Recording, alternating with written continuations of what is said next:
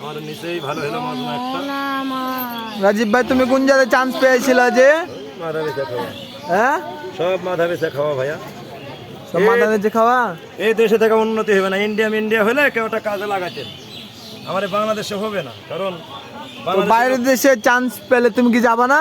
কেন যাবো না, কে নিয়ে যাচ্ছেন বলেন? সবাই তো ব্যস্ত, সবাই ব্যস্ত, ইউটিউবে সব ভিডিও করে ওরা খাচ্ছে ব্যবসা করে। ব্যবসা করে। সবাই দর্শক, হ্যালো বন্ধুরা, আমার ফ্যান ফলোয়াররা সবাই রাজীব ভাইয়ের গান শুনে এবং রাজীব ভাই যেন ভালো জায়গায় যেতে পারে এরকম উদ্দেশ্য নিয়ে সবাই রাজীব ভাইকে ভালো একটা প্রতিষ্ঠান করে দিবেন। আমি এখানে বসলাম যে আমার মজমা একটা হলো না আমাদের আগে, তো এখন বসলাম যে যদি আমার গাড়ি ভাড়াটা হয়। রাজীব ভাই বলে সাপোর্ট টাপোর্ট করে দিতে আমার পেজটাতে। না এগুলো আর হবে না, হবে না? এটা বন্ধ।